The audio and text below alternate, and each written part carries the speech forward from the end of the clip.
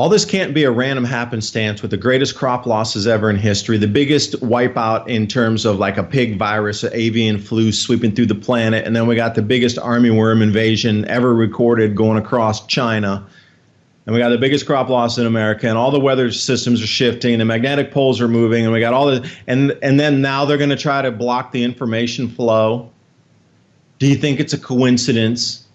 Adapt 2030 Mini Ice Age Conversations covers changes in our climate due to a new and intensifying grand solar minimum, and the media overlooking, downplaying, or burying cold weather changes occurring on our planet. This is in order to keep the global warming agenda steaming full speed ahead. I do this podcast and radio program because we need to begin conversations on how to adapt our food growing strategies long before 2030 as agricultural zones shift, affecting global crop output, but very few mainstream media outlets are talking about the most important issue of our time: cold weather crop losses. Our sun is going through a 400-year cycle, which has effects on our weather patterns as our magnetosphere weakens and the jet streams go out of flow. It's not CO2, it's not you, it's the sun. Are you ready to thrive in the Grand Solar Minimum? Then join me for Mini Ice Age Conversations. I'm your host, David DuByne.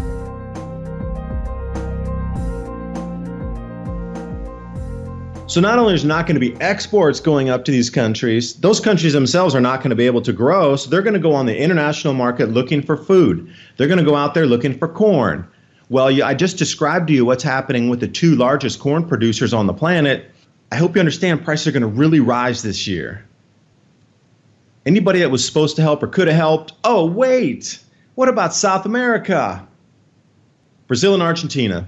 Those are the two major corn producers there. So let's take a look at what's happening in Brazil and Argentina. They are supposed to have record corn production this year in Brazil. Argentina is set to stay the same and even decline slightly. So what about Brazil? This is supposed to be record production. And I thought, wow, record production, maybe that could help us a little bit. They're only going to be 100,000 tons over what they did last year. That's it. So what you're reading in the news about record production in Brazil, it is a drop in the bucket compared to their normal production anyway. And it's sure not going to help anything on the international market. An extra 100,000 tons in the situation we're facing now is literally trying to put out a forest fire with like an eyedropper. That's it. That's all the corn producers there are on the planet to help fight this situation of rising prices and put more supply into the market. And in Russia, I know you're going to say, what about Russia? Well, Russia pulled back its exports. Been doing that for months now. The leaders in Russia, love them or hate them, they understood what's happening with the Grand Solar Minimum, and they already put in measures in place to stop the exports. This was last year, to slow them down. The amount of wheat coming out of Russia is less and less and less and less and less every month, and it will be less and less and less every month into the future. They're on a slow trickle turning the faucet off. Same with the corn. Love them or hate them, they figured it out. They're smart. They're keeping their food in their country for their own people. They're not going to export it. Now then you might go, well, what about the Ukraine? Awesome. They're charging extreme high prices. I think it was like $2 over on a ton because they already understand what's happening. So now you got price fighting out there. So Ukraine's going to charge $2 more per ton because they already see the shortages everywhere else and go, ha ha, we got the food, you don't, $2 a ton more, buy it. Well, at some point, people are going to pay that. And at some point, they're going to rise it again and raise. Every time our prices go up. Now, wait until the field assessment comes up in August. And speaking of cycles, my new book with my co-author, Bill Porter, Climate Revolution, a must-read for understanding our sun-driven climate. As we progress deeper into this new Eddy Grand Solar Minimum, weather extremes leading to global food scarcity and higher food prices are here now. This book describes the expected changes, how to survive and thrive during future challenging times, and also practical preparations. The entire book is interactive with over 250 links, so you can click and go out to the scientific aspect of what we're talking about with the repeating cycles in this Grand Solar Minimum. The science is explained so you understand the mechanisms. The solutions are there because we know we're going to face these exact same problems again that were faced in the Maunder Minimum, the Sporer Minimum, the Wolf Minimum. Find designs for building greenhouses, grow guides, beam soil techniques, as well as bioreactors to create your own growth hormones for the soil. Available now, the new Adapt 2030 Climate Revolution. The link's in the description box below. Thanks for the support. There's still some unknowns happening right now, and that's why the prices haven't skyrocketed. Once we get into July, you know they always have that saying, knee high by July. Well, once we come into July and nothing's growing, and it's scrappy, and some places have pockets that are in, lush growth, and then you go and you see the next 30 miles in every direction, that's nothing. That knee high in July will be the indicator that, oops, we got a huge problem, Houston. And then when we see the army worms devastating the rest of China's corn production, oops, Houston, we got two big problems. And Ukraine just going to keep raising the price all the way along. Why wouldn't you? Corn futures spike another $3. Well, it'll be $7 on the world market, and Ukraine will go, nobody even has anything. Why don't we raise it $3, $4 for a premium on the tonnage? Why not? They'll still pay it. Companies got billions. They'll pay it. What's an extra $2 million on a cargo ship full of corn? Who cares? That's nothing. They'll just add it into the bottom line. Oh, wait a second. You mean they're going to charge you more for your food in the supermarket? Makes sense. Just pass along the cost. So it doesn't matter what it costs. People are going to pay that money. Doesn't matter what even if it's a global corn shortage and people say, well, it's $9 over per ton, a premium of $9. Somebody's going to buy it because they have the money to. And what they're going to do is make it a premium product and just sell it back in the market at a higher price. And there's 7 billion people out on the planet, and a lot of them have money. And if you can't get that cornmeal or whatever it is to keep your business going, are you going to go out of business, or are you going to pay the higher price and then pass the cost on to your customer, knowing that your customers will also go, oh no, food prices have doubled everywhere in the world. Well, I guess I just have to pay more. And they're going to fork it out for some time. So this first, I'm going to call it a shock. This first food shock is here. Remember, like in the beginning of my channel, I was such a heretic to talk about the sun driving our climate that I shouldn't even be allowed a voice because my voice was dangerous. And how dare I not go with the settled science, and how dare I actually look at the real science of solar cycles and how it affected civilization through thousands of years and got the correlation when the sun goes quiet.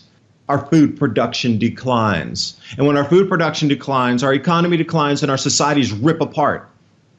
The fabric of our society binds it together, fractures and shatters into a million pieces. And it just came out one day like, whoosh, where'd this come from? Food prices rose. I didn't know why. What about Copernicus? Heretic. Earth revolves around the sun. Burn him. Everything we've ever learned in science has been proven incorrect, pretty much, as we go through. Remember those silly, shouldn't even listen to them, even give them a platform, shouldn't look at their peer-reviewed research about this quantum universe and this quantum theory stuff with qubits and lower vibrational energy realms at the base construct of our universe that vibrates at a certain frequency, and then the molecules and atoms build off of that. Those insane, we shouldn't even give them a platform, people. Remember that? Einstein and the crew? They're going, wait, there's a way deeper base matter here of a level that we need to look at. Atoms are like levels up in terms of where we go with this third dimensionality. Everywhere you look through history, every time somebody has a unique idea that doesn't go with the other 97% of people, there's always that few percent in the 97% that say they shouldn't even be able to talk because we're the only ones you can listen to. How dare you even talk about that? How dare you insinuate that we're not the correct ones? We are beyond reproach. What do you mean you can reconstruct the climate looking at tree rings? Are you insane? You should not even have a voice in our meetings because you are just ridiculous with your thought about stalactites and cutting them open and looking at moisture bands being formed over thousands of years. That's insane. That is insane talk. And this carbon-14, what is this carbon dating stupidity you're looking at here? These beryllium-10 isotopes to measure cosmic ray density. You don't deserve a voice because that has never been proven and it sounds like it doesn't work. What do you mean antibiotics? Or what do you mean infections are caused by germs? Are you kidding me? Why would we even wash our hands before surgery? Come on. You're telling us that our 1,000-year of medicine, of archaic medicine, is wrong? That bacteria actually causes infections and we can make something to stop the bacteria? You can't even see them. How do you even know they exist? Heretic. You can get out of our meetings. How many times have we seen this through history? Again and again and again and again. So it's no different now. I hope the global warming crowd is has to kowtow and go, oh, well, we made a huge mistake. Maybe we should start talking about the solutions now. Forget the past. I don't care if they come out clean. Don't ridicule them. Just be like, all right, hey, man, the science changed. Let's talk about solutions right now. Well, we wasted how much time talking about CO2 when we could have been using this time to talk about solutions for what's here right now with our food growing. And I've been following other people's work, too, and they say it's going to get worse next year. And if we can't get these fields back up and refurbished enough to plant next year's crop again, and we're already down this year, and the carryover stocks were down anyway from 2018. They revised downward because of the floods that washed away a huge amount of our stored grains in America. Chinese carryover stocks were minimal as well because they used almost all of it up in production. And makes me kind of wonder, is the new swine flu, is that a manufactured virus to kill off the pigs to reduce the demand for all these kind of corn and soy? Because it's real interesting, this swine flu just swept through in the last 6 months and killed almost every pig in China. And then here we are just months later when we are going into the greatest crop losses ever experienced in the last 100 years. Now, you can't really match exactly back then to today because we have mechanized machinery, we have all the different acreage out there, we got different kind of plants growing and different kind of edibles that we have now in mass production that they didn't have back then. And if you thought changes like these were limited to today's world, the fate of Rome, climate, disease, and the end of an empire. This book is a sweeping new history of how climate change and disease helped bring down the Roman Empire. An interweaving grand historical narrative with climate science, the fate of Rome was decided not by emperors, soldiers, and barbarians, but also volcanic eruptions, solar cycles, climate instability, and devastating viruses. From Rome's pinnacle in the 2nd century, when the empire seemed invincible as a superpower, to its unraveling by the 7th century, when Rome was politically fragmented and resource depleted. Empire could no longer withstand the combined challenges of a grand solar minimum and recurrent outbreaks of bubonic plague. And if you want to support this broadcast, click the link below in the description box to The Fate of Rome, Climate, Disease, and the End of an Empire, available in both paperback and Kindle versions.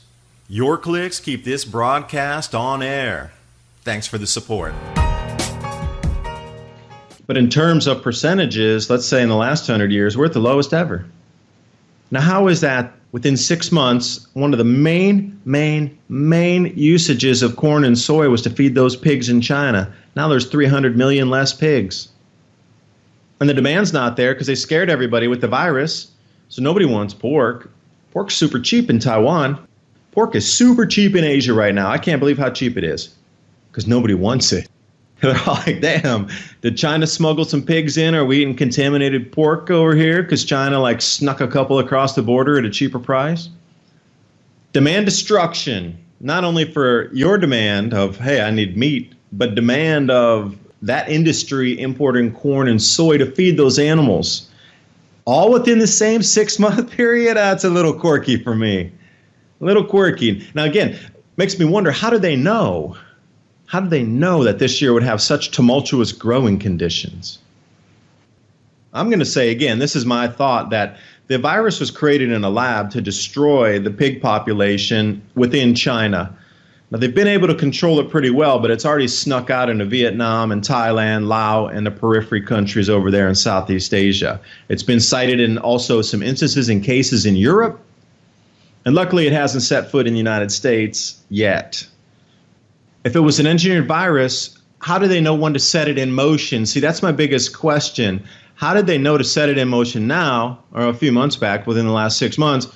And then we got the hugest losses ever in terms of corn production. And soya, too. Soya is going to take a beating in America. A little too coincidental. Sometimes these coincidences are not random, and I'll leave it at that. Also, the movement into silence voices across the net. You saw what happened with Steven Crowder. That's the only big one you've heard of.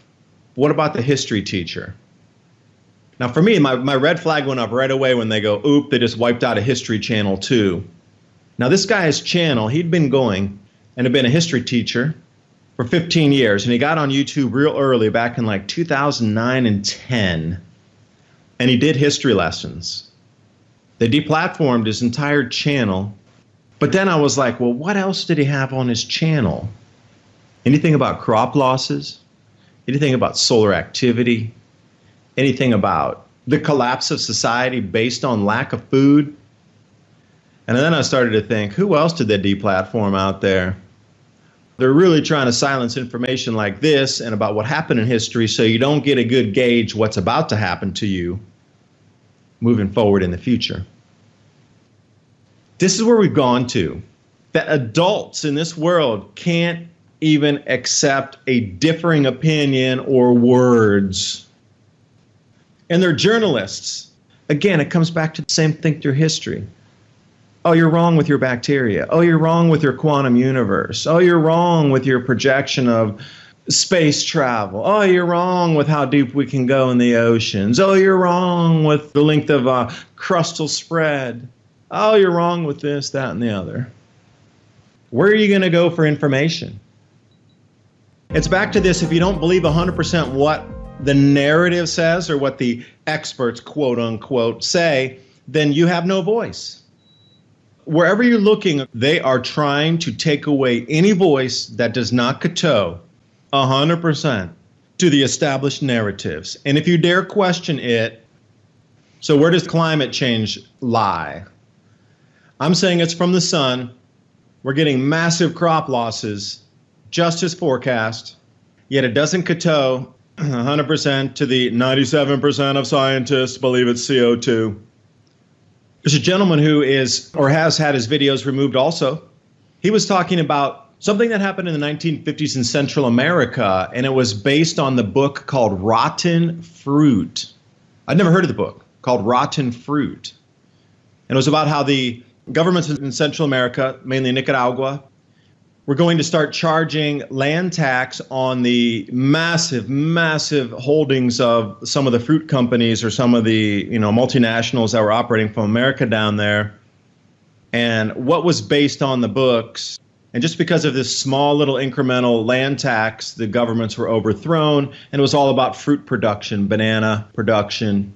That was removed. That was pure history, because after I saw that, I read into it, because I'm interested in fruit production. I'm interested in agricultural production.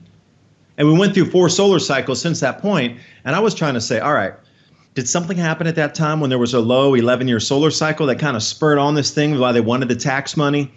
Was there something with reduced output down there that happened in Central America during one of our 11-year lows at the solar cycle? So that's how I was approaching this historical event, was protect your fruit production and your land values so you don't have to pay an extra few $100,000 in tax. This happened in the 1950s. Sure enough, read this book called Rotten Fruit. It will shock you what happened down there with the involvement of the American government in Central America. And it continued through the 80s. It still continues.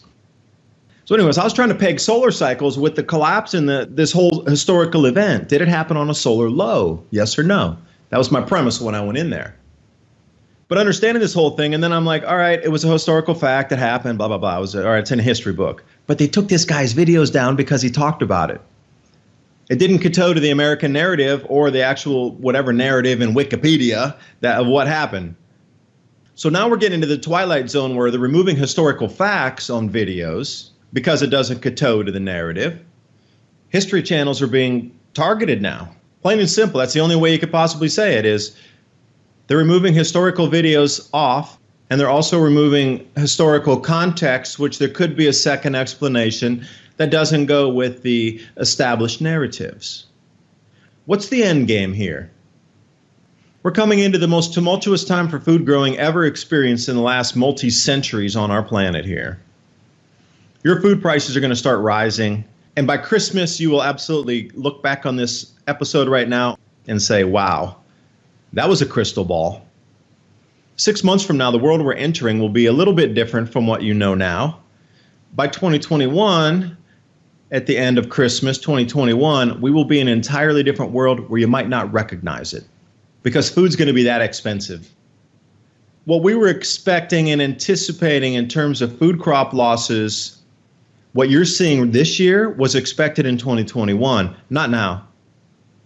So you got 8 of the brightest minds on the planet looking into this whole solar cycle thing on how it interrupts food production globally over 4,500 or 6,500 years, and looking at the societal collapses going back, 4,600 BC forward. And you got 8 people working on this, and they're all coming to the conclusion, oh man, this is happening way faster than anticipated. We got a problem. So that means that our timeline has sped up. So what was expected in 2022, 23, 24, when it was going to get, we were predicting massive food losses in 23, 24. That's going to be rolled up here to 21. And Valentina Zarkova's global famine by 2028 might actually pull up a couple years to 26. And what she was saying is, if you haven't been following the work of Valentina Zarkova, she was telling governments to prepare now. Like, you governments around the world need to stockpile food because we're coming into a time where we're only going to grow 20% of what we're growing now, yield-wise. Anything 45 north across Asia and the U.S., North America, is going to be knocked down to almost zero. And anything 55 north in Europe, because of different water currents, etc., will be knocked down to almost zero. So what we're seeing so far with this call of 30 degrees north and above being incredibly affected in food production-wise stands. I mean, we're in it right now. Not to the point where it's going to go to 20% reduction, but damn, we're looking at some serious reductions in food production this year on the planet. And if this is coming out, do you think governments would want to constrict the flow of information related to that? That's my next question for today, is if these things are happening as predicted with the Grand Solar Minimum and different effects from the shifting magnetic poles on our planet, this runaway polar magnetic wander is happening faster than anybody anticipated as well. They were saying it was going to shift 20 miles more per year or something. We're already at 120 miles shift. Like, that is 5 times faster, and we're only halfway through the year. So at the end of the year, what's that, 12 times faster? 10 times faster than anticipated? And this is by the experts again from NASA, the European Space Agency, SWARM, by the way. Let's step back for those of you who don't know what SWARM is. So the European Space Agency runs a system of satellites that are above our heads, and what it does is it measures the magnetic field of our planet. Simple measurement, like, it's so basic science. All right, we're just going to set these satellites up there, and we're going to look at the changes magnetically on the planet, because things are moving around, and there's some anomalies here, and there's disruption in signal over there, and that's basically what it was for, to just measure the magnetic field of the planet to see if there would be any radio disturbance. But the ESA and SWARM were producing their results all the way up until 2016 January, and then they stopped. But right then, that's exactly when all these magnetic field anomalies and the magnetic polar wander increased in exponential above what was the baseline that they were measuring. So Mavstar, if you're not familiar with Mavstar, you might want to jump on his channel and download all of his videos. Mavstar said, all right, European Space Agency, you're not going to put out your data set. I am going to get 100 people and give them magnetometers myself.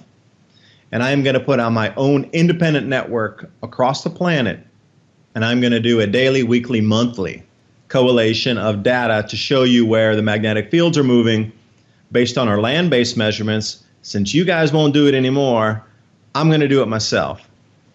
And maybe that's the reason that everything's speeding up. Maybe it's not the Grand Solar Minimum that's intensifying with the food crop losses and everything we're seeing with the moisture bands moving and all the jet streams out of flow and intertropical convergence zone shifting more north and everything just going out of whack right now. Maybe it has something to do with the magnetic field intensity of our planet decreasing so quickly.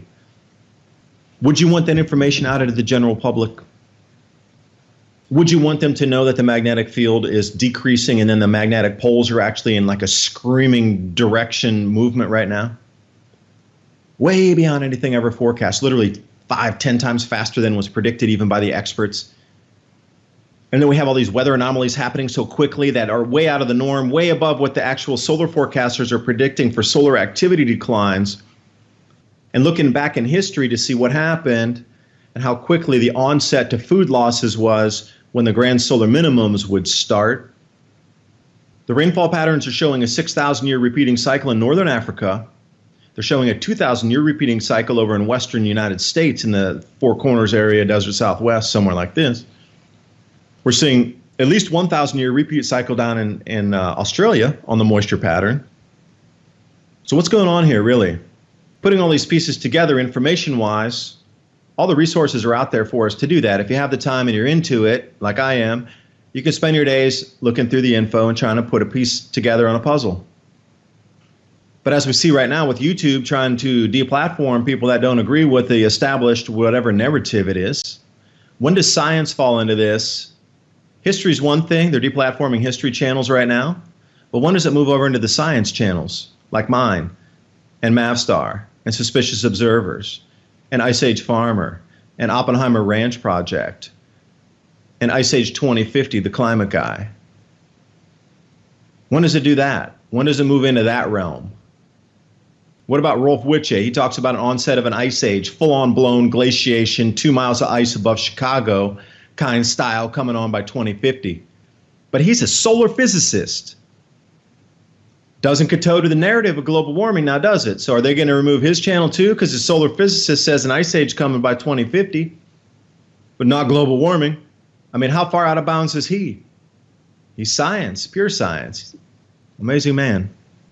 His plasma physics and the way he understands plasma puts him into maybe the top 5 on the planet. The way he understands the current inflow sheaths on the sun and all these. He's the guy to talk to if you really want to understand current inflows into the sun and how it's charged, at least on the photosphere and the outer surface. Now, what's happening internally, a little different, but the charge on the outside, what we see, that yellow glow, is plasma. He understands that pretty well. Just like David LaPointe as well. I mean, plasma physicist. He's saying that the sun's going to go into an extreme low output coming up here shortly as well. Talking about declines in solar activity leading into a massive cooling, something on like a 12,000-year cycle. Doesn't kowtow to the global warming narrative, does it? But he is a plasma physicist. Peer-reviewed out the yin-yang. This guy could be the #1 on the planet. But he doesn't kowtow to global warming and CO2. He's like, the sun's driving everything and we're getting ready to go super cold, super fast. So is YouTube going to deplatform him and the whole Thunderbolts project because they're talking about plasma and not CO2?